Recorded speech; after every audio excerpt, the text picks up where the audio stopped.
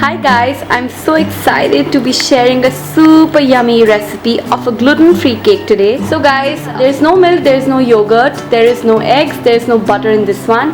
Yet I've managed to bake a yummy cake with a super yummy chocolate drizzle on top. Of course, to garnish I've added some seasonal fruits, but doesn't it look yummy? So I'll show you what all ingredients do you require. First, you need 1 cup of lukewarm water. Make sure that your water is not too boiling hot. Then I have about 3/4 cup powdered sugar. I have about 3/4 cup cocoa powder. Again I have 3/4 cup of flour. I've taken about 1.5 teaspoon of baking soda. Then I have here about 2 to 3 teaspoon of white vinegar.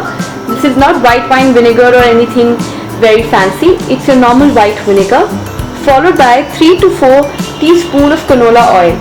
You can even use any neutral flavor oil for this gluten-free cake.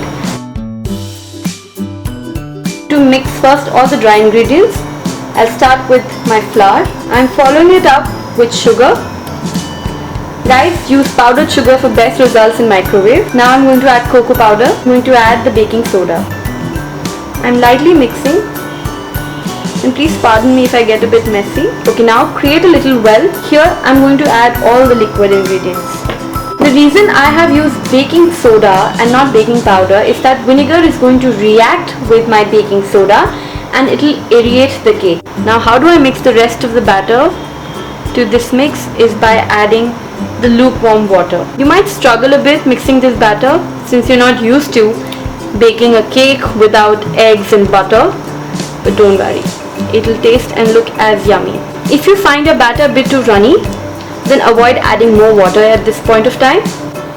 Guys, while it's good to follow recipe by the book, my only advice is that while you bake, take a notice of the consistency that you achieve. Decide for yourself whether you want to pour the entire ingredient that's mentioned in the recipe or not. One ingredient that I forgot to mention is to add some vanilla essence. I'll just get it out from my fridge.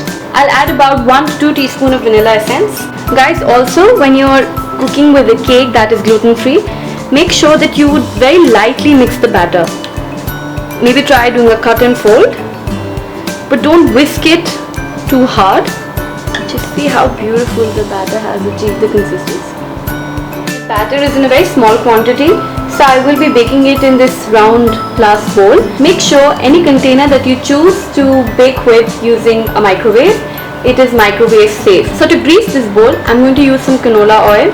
I'll just dip my brush in this canola oil and just paint it all over. Instead of using flour, I'm going to use some cocoa powder just to grease my pan. You'll realize that cocoa powder actually ends up giving a good taste to your cake. Again, use your fingers. You'll get some dark color, but don't worry. This will only make your cake look nicer and prettier.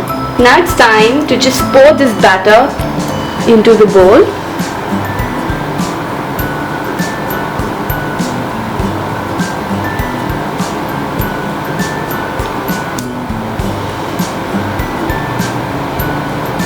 This is one of my most favorite parts of baking. I love to see this gooey batter drizzle into its cake pan. It's time to put the batter in the microwave. I'm going to just put it in the normal heating mode for 5 minutes. I'll actually put it for 6 minutes and then I will check my cake after 5 minutes. So guys, the icing for this cake is superbly simple. I have here some lukewarm water. This will be about 4 to 5 tablespoons.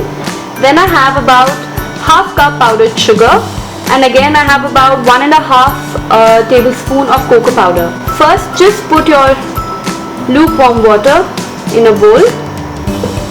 To this I'm going to add sugar.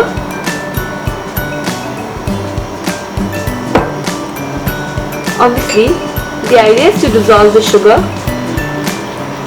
but again we want a little bit of thick consistency, so now I'm going to just pour in some cocoa powder.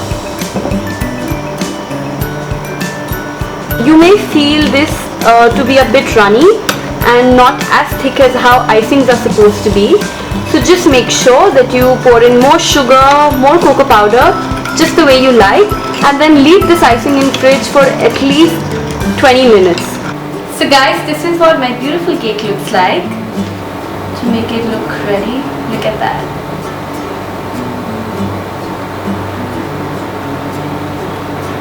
You can pour as much as you want. I wanted to get dipped in this beautiful chocolate. And finally, I'm just going to garnish it using some seasonal cherries to add a beautiful color.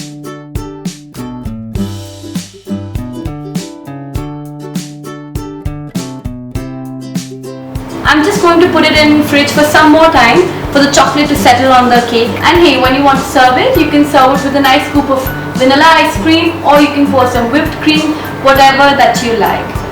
Guys, make sure that you give a big thumbs up to this video, subscribe to my channel. I'm not showing my face in this one because I'm not ready, but nevertheless, I'm going to be back with some more exciting recipes and some yummy food for you all.